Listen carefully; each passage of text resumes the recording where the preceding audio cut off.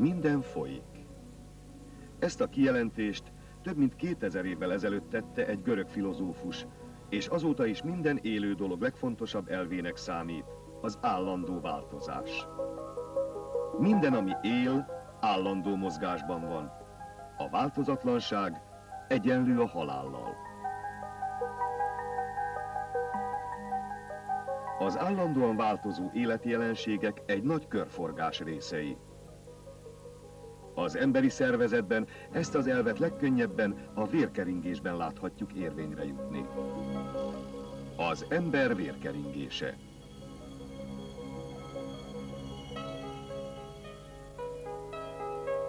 A múlt idők gyógyítóinak csak feltevései voltak a testnedvek keringéséről. Azt feltételezték, hogy a vér ide-oda áramlik a testben.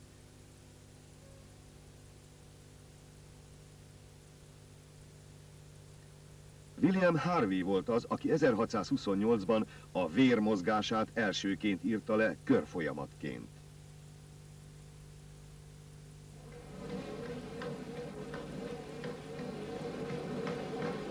Manapság már pontosan ismerjük a vérkeringés rendszerét.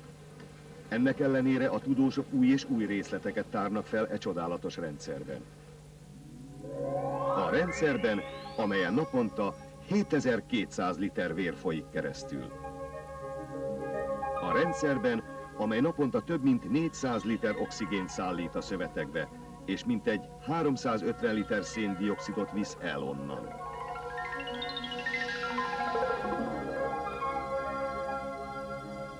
És mindezt az érhálózat segítségével, melynek hossza 90 000 kilométer felett van. Ha kiterítenénk, több mint 2-szer körbeérné az egyenlítőt. Egy rendszer, amelyet illene jobban megismernünk.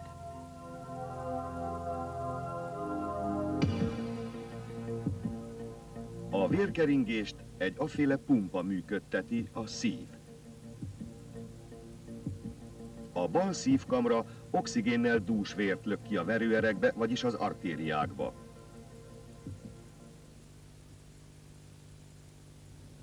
A közben keletkező lökéshullám az erekben, így a nyakon is pulzusként tapintható.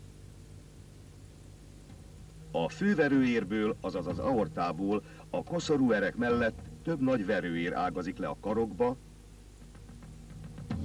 a fejbe és az agyba, az emésztőszervekbe és a vesébe.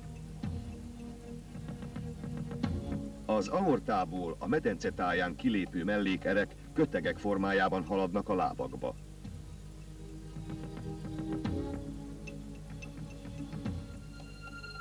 Az artériák a testben haladva ismételten elágaznak. Arteriólák, majd még kisebb hajszálerek, kapillárisok erednek belőlük.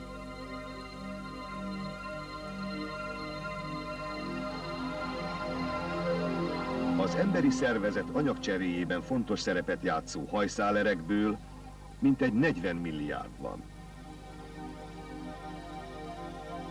A kapillárisok falán átjut el az oxigén és a tápanyagok a szövetekbe, biztosítva ezzel a sejtek ellátását. Ugyancsak ide kerül vissza a széndioxid és a fölösleges anyagok is.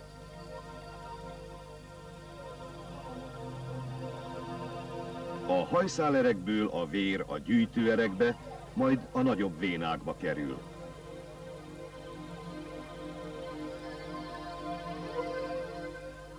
Végezetül az alsó és felső úgynevezett üres vénák vezetik a vért vissza a szívbe.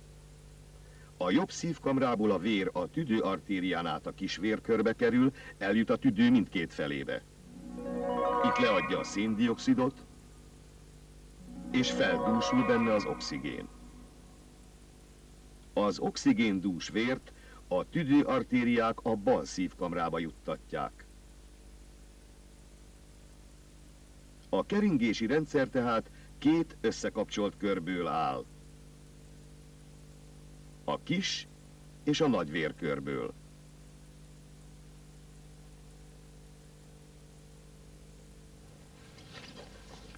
A megfelelő szöveti vérellátás érdekében a vért nagy nyomással kell a véredényekbe pumpálni.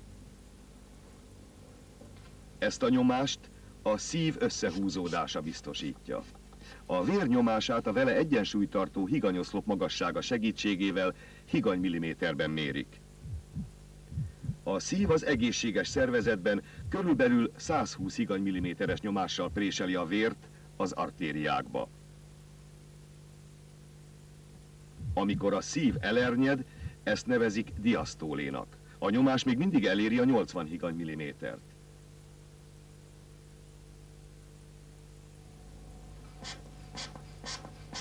A vérnyomás mérésekor először egy felfújható manzsettával elszorítják a felsőkari artériát. Ilyenkor a pulzus már nem tapintható. Ezután fokozatosan addig csökkentik a nyomást a manzsettában, amíg az artériában meg nem jelennek az áramlási zajok.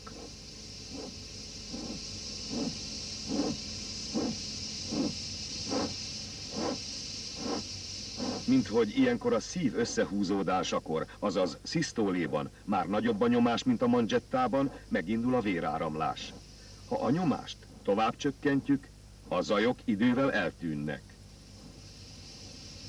Ez akkor következik be, amikor elérjük a diasztólés nyomást.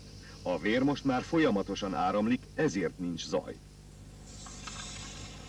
Ezek alapján most már érthető, hogy a zajok megjelenése a szisztólés nyomás, eltűnésük pedig a diasztólés nyomás értékének felel meg.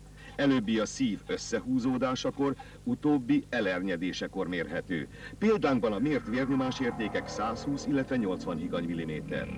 A verőerek fala viszonylag vastag, hogy ellenálljanak a nagy nyomásnak. Az erek belsejét egy rétegű, lapos hám borítja.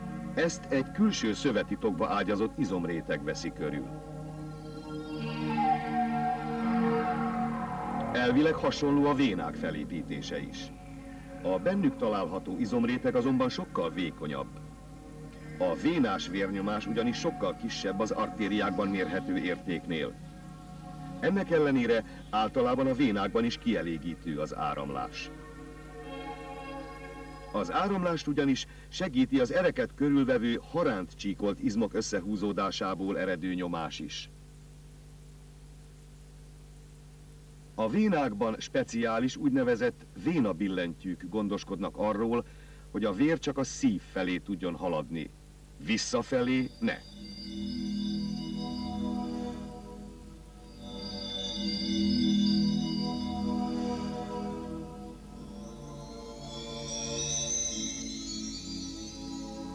Ha valamilyen okból ezek a billentyűk tönkre mennek, a vénákban vérpangás lép fel.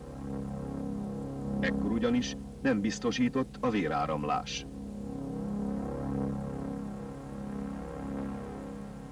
A bőr közelében lévő vénák pangását nevezi a köznyelv viszérnek, helyesen viszértágulata neve. Ennél jóval veszélyesebb azonban a mélyebb lábvénákban fellépő pangás. Ebben a vénában a röntgenkép tanúsága szerint vérrög, trombózis jött létre. Ha ez a vérrög elindul, könnyen a tüdőbe kerülhet, és ez életveszélyt okozhat. Ilyenkor a tüdőerek elzáródnak, és a vér áramlása megszűnik. A minden folyik alapvető életelve itt megszakadni látszik. A vér áramlását sürgősen újra kell indítani. Fontos megérteni, mitől is áramlik a vér folyamatosan, hiszen a szívből szakaszosan áramlik ki. Egy egyszerű kísérlet segít megtalálni a magyarázatot. Ha egy merev csőbe nem folyamatosan, hanem szakaszosan pumpálunk folyadékot, a kifolyás a cső végén is szakaszos lesz. Az emberi szervezet erei azonban nem merev csőként viselkednek, hanem rugalmas tömlőként, amelyek a szakaszos áramlást folyamatossá alakítják át.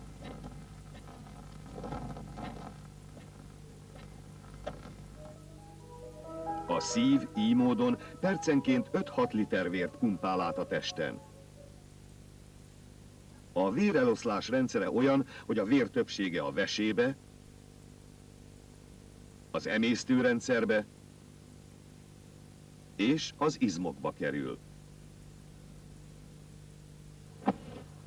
Fokozott testi megterheléskor az áramlás 5-szörösére percenként 25 literre nőhet.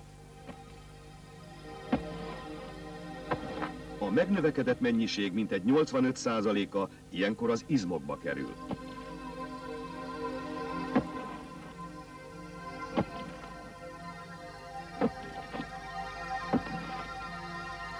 Az agy vérellátása viszont a megterhelés szintjétől függetlenül mindig egyenletes.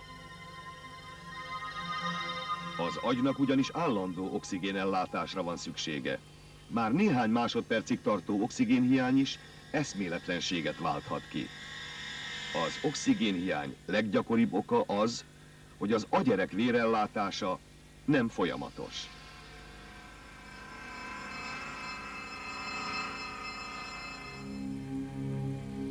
Az érelmeszesedés először a középkorú embereknél jelenik meg, és merevvé teszi az erek falát.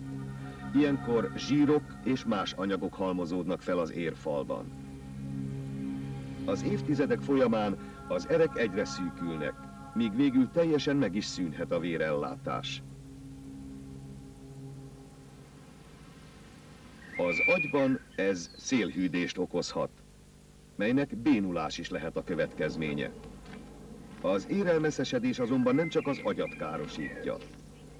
Érszűkület a szív koszorú ereiben is létrejöhet. Az így keletkező oxigénhiány szívinfarktushoz vezethet. Az érelmeszesedés a lábakban is okozhat panaszokat. A lábak elégtelen vérellátottsága főleg testi megterhelés esetén vehető észre. Ilyenkor nagyon fájdalmas a járás, és emiatt gyakran meg kell állni. Az érelmeszesedést elősegíti a dohányzás és a zsírdús táplálkozás is.